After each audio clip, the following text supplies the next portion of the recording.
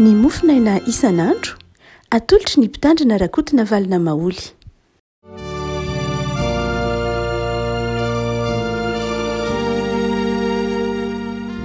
Faly miarabantsika ry avako malala tratra ity sabotsy fahatelo ny volana oktobra ity dia manonona fitanan'ny tompo aminao. Ny mofinainantsika anio dia ny exodosy toko favito ambin'ny folo. Exodosy toko favito ambin'ny folo nandiny voalohany ka hatramin'ny andininy fahafito. Fanketsika amin'ny anaran'i Jesosy zany ry avako. Ary nifindra ny fiangonana dia nisy zanak'Israely rehetra ka natao anefitrisiana arak'izay nataon'i Jehovah itobiny dia nitoby tao alefidima. Ary tsy nisy rano hosotroin'ny olona. Dia nilahady tamin'ny sesy ny olona ka nanao hoe omeo rano zahay mba hosotroinay. Fa misesy taminy, nahoana no milahady amiko ianareo? Nahoana no makafanahy an'i Jehovah ianareo? Ary nangetaheta teo ny olona dia nimonmonina tamin'ny sesy izy ka nanao hoe nahoana ianao no nitondranay niakatra ny tany Egipta afaty etahetanay sy ny zanakay ary ny bibinay? Ary Mosesy nitairana tamin'i Jehovah ka nanao hoe ahoana no ataoko amin'ireto olona reto fa mila hitorabato ahy izy. Fa hoy Jehovah tamin'i Mosesy, mandrosoa eo anoloan'ny olona ary hitondray hiaraka aminao ny lolon'ny Israely ary nitehinao laha nikapohanao anely dia ento eny an-tananao ka mandehana. Ary indro hijanona eo anatrehanao eo ambonin'ny aram-bato anao riba aho dia hikapoka ny aram-bato ianao ka isy rano mivoaka avy amin'ny hosotroin'ny olona. Dia nanao izany Mosesy teo mason'ny olon'ny Israely. Ary ny anaran'izany tany izany dia nataony hoe Masa sy Meriba no niady nataon'ny zanak'Israely sy no nakany fanahy an'i Jehovah hoe eto aminay va Jehovah sa tsy? Ray masino manamasinanay amin'ny fahamarinana ny teninao ny fahamarinana. Amen. Ny zanak'Israely niady tamin'Andriamanitra. Zay no ambaran'ny Exodosy toko favito ambin'ny folo. Rovina afaka malala ny mpanompon'Andriamanitra na ny fiangonana na isika na ny firenena nofidian'Andriamanitra no lazaina hoe miady amin'Andriamanitra. Rovina no mitranga zany. Dia ity bokin'ny Exodosy ity dia manazava an'izany ry afaka malala hoe misy fotoana tokoa isika dia manohitra an'Andriamanitra. Fa rovina zany no mitranga. Zanak'Israely dia nampananteran'Andriamanitra tany tondra-dronono sy tantely ary netiny niala avy any Egipta ho any amin'ny tany tondra-dronono sy tantely. Noentin'Andriamanitra nefa ny amakivaky ny hevitra ary milony ny atongavany amin'ny tany tondra-dronono sy tantely dia nomeny azy aloha ny didy sy ny lalàna hoety miaina amin'izany tondra-dronono tany tondra-dronono sy tantely zany. Nomeny azy ny didy folo, nomeny azy ny toetra tokony hananana, ny lanjany antsoina hoe fahafahana miaraka amin'Andriamanitra, zay vao noentiny no tonga any amin'ny tany tondra-dronono sy tantely any Kanana io. Dia tena ny lalana araka io hitantsika io ny hoe tahosina niala tahosina tonga tao refidima ny zanak'Israely rehefa avy nomen'Andriamanitra ny mofo, ny mana, ny hena, ny papelika dia tonga tao refidima ary nangetaheta. Mazava ho azy any efitra dia nangetaheta. Ary rehefa nangetaheta dia io fa niady tamin'Andriamanitra. Tsy nietaeta akory no nampiady no ataontsika hoe olana fa tia fantana fa nenevitra. Fa hoana ny bokin'ny Exodosy niady tamin'Andriamanitra izy. Ary rehefa niady tamin'Andriamanitra izy dia niady tamin'ny Mosesy. Inona ilay hoe ady ara izay ny fanaovana tamin'Andriamanitra? Inona ilay hoe miaroviny ny miady tamin'Andriamanitra zanak'Israely na isika? Voalohany zao rehefa malala rehefa miady amin'Andriamanitra isika na toy ny komy amin'Andriamanitra isika rehefa iveritsika fa diso ny planin'Andriamanitra. Eto ny hatrany am-polohany dia efa voivoaka ny hevitra ny zanak'Israely dia hiditra ny hevitra moa zany voaka ny tany Egipta dia efa nampahitan'Andriamanitra fahagagana. Saraka teo mason'ny zanak'Israely ny ranomasina mena ary hitany ny fahagagana, ny papelika, ny mana, fa izao inona ny zavatra nitranga? Io izy soborarany metsiny ihany. Izy manao hoe nahoana re no nitondranao anay niakatra ny tany Egipta afaty etahetanay ety. Zany hoe amin'ity toko favito 12 ity ny tapany voalohany, andiny voalohany ka hatramin'ny fahafito zany dia niady tamin'andriamanitra zanak'Israely ary niady tamin'ny Mosesy no heveriny fa manaonao foana Andriamanitra tamin'ny alalan'i Mosesy. Nanenina izy iny nivoaka ny Egypta no heveriny fa tsy mahay mitondra Andriamanitra, no heveriny fa tsy fantatra Andriamanitra ny tokony atao. Miady amin'Andriamanitra ry avako ny mpanompoandriamanitra rehefa mandany planin'Andriamanitra, rehefa efa nahita ny fahagagana nataon'Andriamanitra izy. Efa raha-panantenan'Andriamanitra fitahina izy ary Andriamanitra dia manaiky ho andry afo anazava azy amin'ny alina, andry raona anazava azy amin'ny atoandro. Hitan'izao Andriamanitra ny tompo nitondra azy nivoaka ny Egypta, nefa dia izao tonga ty anefitra dia mandà ny planin'Andriamanitra. Rehefa tody fizahan-toetra, rehefa tody zavatsarotra dia miteny manao hoe diso zany lalana hitondranao zany Andriamanitra, tsy mety zany lalana hitondranao zany Andriamanitra. Aleoky ihany tao amin'ny tranona andevozana fa nihinan-kanina, aleona ihany tao amin'ny tranona andevozana fa nisy rano nisotroana, na ny mitsinan'Andriamanitra. Ravako malala miady amin'Andriamanitra isika raha ohatra ka manadino ny fitiavan'Andriamanitra, ny planin'Andriamanitra.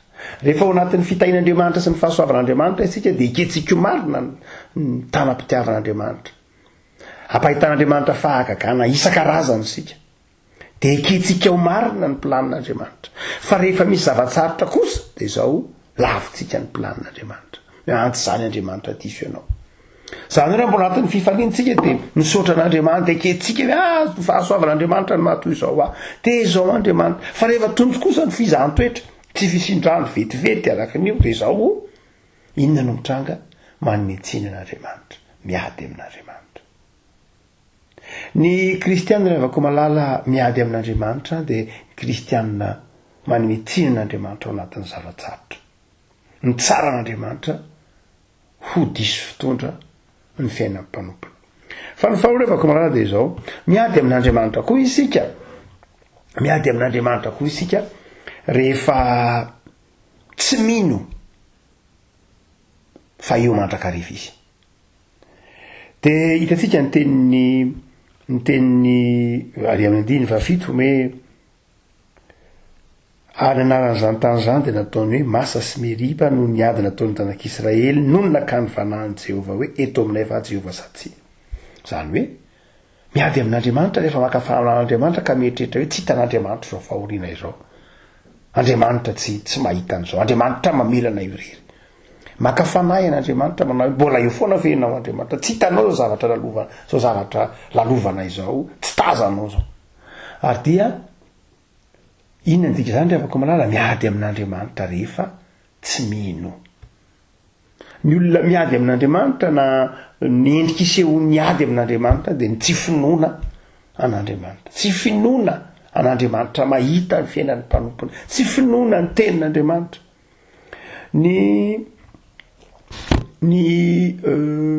Raha ny fiangonana anankiray antsoina hoe Chrysostome na Saint Chrysostome ao isika, izay raha ny fiangonana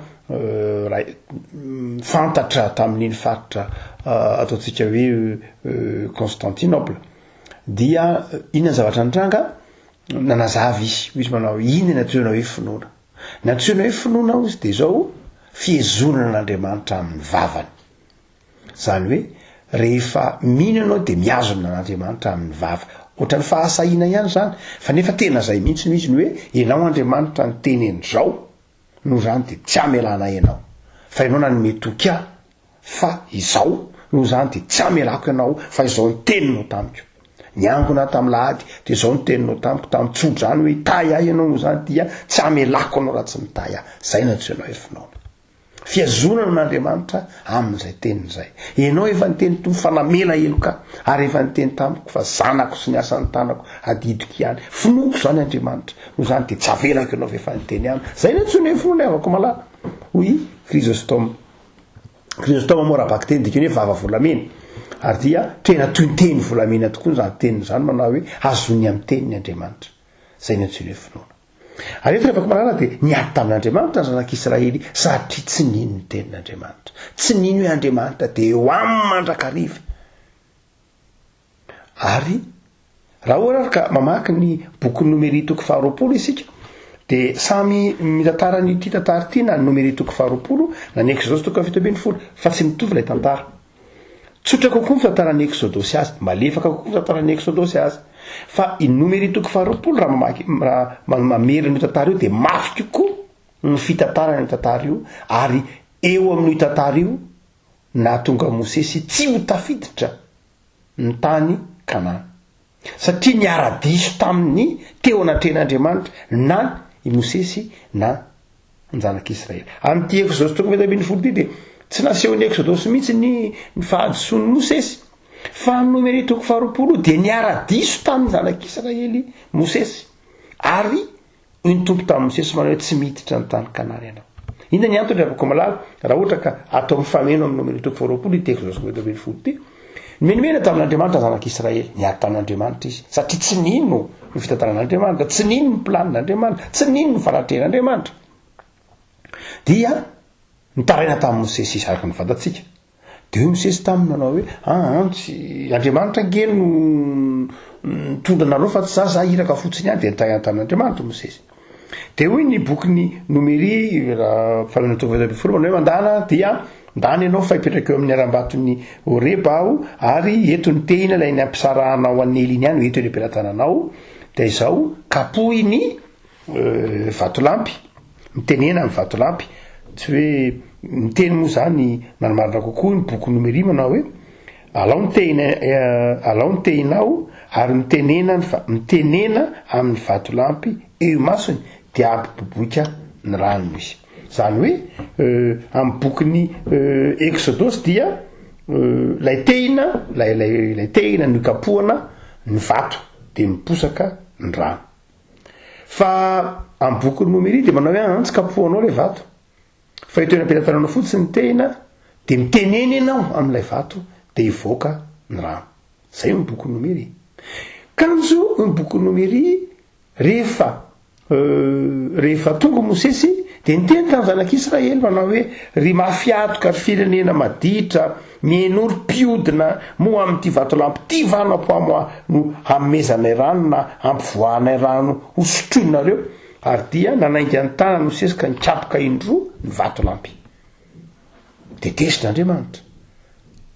Tao amin'ny boky nomery zany Andriamanitra tsy niteny tamin'ny Mosesy mihitsy hoe kapohy indroa ny vatolampy, fa io fotsiny izy manao hoe miteneny ianao amin'ny vatolampy. Aty amin'ny boky ny exodosy manao hoe kapohy ny vatolampy, fa amin'ny boky nomery de ny hoe itantara ihany manao hoe tsy kapohana le izy ka miteny fotsiny ianao manao hoe miteny ianao de mivoaka ny rano amin'ny vatolampy. Saingy nenti-po Mosesy, nenti-katezerana izy, sorena izy, ary rehefa sorena izy de nikapohany indroa sady nitsarainy ny zanak'Israely firenena mafiantoka, firenena mpiodina amin'ity vatolampy ty namoako rano anareo sady nikapokapohany vatolampy. Sy Andriamanitra amin'io avianao ty ry Mosesy, zaka ny teny taminao manao hoe kapohy ny vatolampy, kapohy indroa, kapohy ampahatezerana, tsy zany ny teniko taminao, manamavo ahy ianao na ianao koa aza tsy nino, satria mifanontanianao manao hoe amin'ity no mamoako rano anareo, gananao mamoaka ny rano izy fa tsy sa anao zany dia voasazy ianao sy ny zanak'Israely, ianao koa tsy mahazo miditra ny tany Kanana. Le afaka malala ny antsoina hoe kristianina miady amin'Andriamanitra de kristianina manamavo ny finoanan'Andriamanitra, ary io tsy zakan'Andriamanitra. Na i Mosesy araha ny boky nomery na tonga ny Mosesy tsy niditra tamin'ny tany Kanana, i Mosesy zay olona tsotra be, olon'ny fitiavana, pitarika de nasehon'Andriamanitra azy fotsiny tany Kanana, fa tsy niditra tao amin'ny tany Kanana intsony izy. Noninona? Satria tsy nino izy tao anatin'ilay tsy lay nametra-panontania amin'io de amin'ity vatolampy ty ve ary nenti-po tezitra. Afaka malala tezitra Mosesy satria mafy loatra nataony zanak'Israely azy, mafy loatra. Ary nandray tsika afaka malala tena mety zany, mety mahatezitra mihitsy ndray mipiara-miasa amintsika, mety misy lafy zavatra mahatezitra mihitsy tahaka ny Mosesy tezitra tamin'ny zanak'Israely, fa izao le afaka malala natezitra tahaka n'inona ianao fahamasinan'Andriamanitra tsy azo vazovaziana. Hoy tamin'ny Mosesy manao hoe eny tezitra ianao, fa zany teny io omeko rano ny zanak'Israely de avoakako ihany ny rano, fa ianao kosa bedy. Andriamanitra tsy hoe tezitra Mosesy de tsy nasiany rano nivoaka tamin'ny vatolampy amin'ny boky nomery, tsy zay. fanasiny rano mivoaka ihany eny efa teniko ny anome rano amanao ny vatolampy io de iaho omeko rano amin'ny alalan'io vatolampy ihany zanak'Israely fa ianao kosa be de anao satria nahoana satria tsy zay zavatra nasaiko nataonao no nataonao fa mbola sady ny tsarainao ny zanak'Israely zaka ny teninao miteny manao hoe ty zao tenenina aminy ny vatolampy nasaiko ny tenenao ny tompo fa tsy ny zanak'Israely ny tsarainao de be de Mosesy afaka malala motsika manao hoe am'teko zao tsoka fetobely folo sy numero toko faroapolo ty raha fanonona de zao tovyany ny antsonina hoe olona miady amin'Andriamanitra mananganady amin'Andriamanitra de olona tsy mino tsy mahatoky fa eo aminy mandrakariva Andriamanitra mahita ny fahoriny mahita ny zavatsarotra ataony ka mametra-panontaniana manao hoe mo hitanao va Andriamanitra zavatra mo hito mandrakariva va ianao afaka malala enganetso-piady amin'Andriamanitra ianao isika tsy azontsika sapahitana n'Andriamanitra fa mahita izy fantany zavatra hitondrananao fantany etaeta fantany zava-manahirana hitan'Andriamanitra aza metra-panontaniana zany manao hoe miafina ho aho miafina amin'Andriamanitra ny rariny tokony ho aho ny bokony Isaia toko hitan'Andriamanitra zany rehetra zany avako malala fa ohatsika manao hoe inona koa ny olona miady amin'Andriamanitra na ny mpanompo'Andriamanitra miady amin'Andriamanitra ny mpanompo'Andriamanitra miady amin'Andriamanitra afaka raha amin'ny Exodus ty any de mpanompo'Andriamanitra miady koa amin'ny mpanompo'Andriamanitra tahaka azy samy mpanompo'Andriamanitra isika samy mpanompo'Andriamanitra ianareo de rehefa miady amin'ny mpanompo'Andriamanitra ianao de toy ny miady amin'Andriamanitra zany hoe aza mietrehitra manao hoe ianao ihany ny mpanompo'Andriamanitra fa mpanompo'Andriamanitra koa ny hafa no zany de zao ny mpanompo'Andriamanitra tsy akasitrahan'Andriamanitra ny miady tsy akasitrahan'Andriamanitra ny fifamalin'ny samy mpanompo'Andriamanitra satria toy ny ady amin'Andriamanitra fananganana ady amin'Andriamanitra ary io matetika rehavako malala ny zanak'Israely matetika ny ady tamin'ny mpanompo'Andriamanitra Mosesy araky numero toko faharoapolo io tsy hoe hoe Mosesy ihany hoe ny zanak'Israely ihany zany no hoe Mosesy marina foana natren'Andriamanitra ty rehavako malala io zao numero toko faharoapolo fa mitovy am'tieko zao toko fetobeny folo ty fa i Mosesy koa ny arabe tamin'ny zanak'Israely ohatry ny mpanompo'Andriamanitra ihany Mosesy fa tsy hoe olona manokana akory izy no zany rehavako malala tsy azo tsy akasitrahan'Andriamanitra ny ady ny mpanompo'Andriamanitra ny fifamalin'ny mpanompo'Andriamanitra indrindra amin'ny raharahan'Andriamanitra no zany de zao rehavako malala tao amin'ny tompo isika am'izao farany herinandro zao tsy hiady amin'Andriamanitra anaiky ny fitiavan'Andriamanitra itampamagana rehavako malala de mampahery anao fa ny zavatra rehetra de ity anevim-panahy de ity rehavako malala fantatr'Andriamanitra fa mangetaeta nge zany fantatr'Andriamanitra ny lalana nitondran'ny zanak'Israely nge fantany nge ny efitra nitondrany azy nisy fotoana nge tsy nangataka koa ny zanak'Israely de men'Andriamanitra fa izao rehavako malala miady amin'Andriamanitra izy rehefa ny faniriny ny tiano lasa lohan'ny fitondran'Andriamanitra azy rehefa ohatra ka heveriny fa tsy mahafantatra zay mahasoa tsy mahafantatra zay mahasambatra zay Andriamanitra ary vokatry rehavako malala de manjary lasa ny filany sy ny faniriny no mibaiko azy fa tsy ny sitrapon'Andriamanitra intsony jereo izy niakatra avy tany Egypte zay ny zanakay ny bibinay ny ainay adinony fa manana planina ny amin'ny Andriamanitra fa ng'Andriamanitra tsy mamarary amin'ny zanany tsy mamarary amin'ny bibiny heveriny angan'Andriamanitra fa tsy mahafantatra ny hoe Andriamanitra ka tsy mahafantatra hoe marary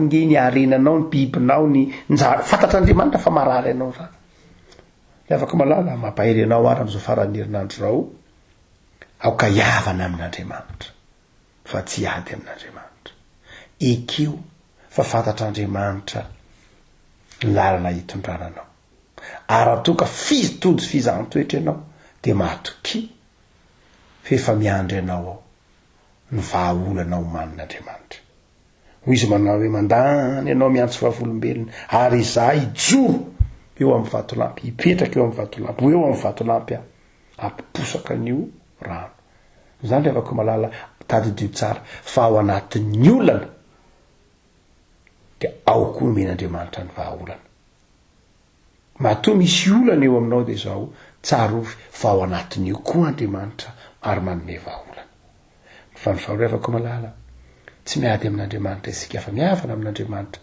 rehefa mino sy matoky tsy miady amin'andriamanitra isika rehefa mahay miavana sy mifankaty amin'ny sampino amintsika ivavaka sika ry avako tompo misotranao zahay fa nomenao herinandro mifarana indray ary omenao herinandro vaovao raha ampitso azona iantoka ny fitiavanao sotra tompo fa atao aminao zahay hiavana aminao ary manome toky anay ianao fa fantatrao ny lalana hitondrananay aza velanao hitsaranao zahay aza velanao any metsiny ianao zahay aza velanao variana hijerin'ny tenanay zahay ka izay mahamaiky anay no hitanay fa tsy ny planina ny fanarahanao taminay de fiainana tsy ny fizahan-toetra vetivety akory ny tompony teny farany fa ny fitahinao misaotra tompo de ampahire zahay ho miavanao aza velanao akampanahanao fa ataony atoky fa hitanao zay rehetra mahazo anay ataovy mpandresy zay tompo ataovy mahana fo matoky anao noho ny amin'ny Jesosy Kristy mpamonjy anay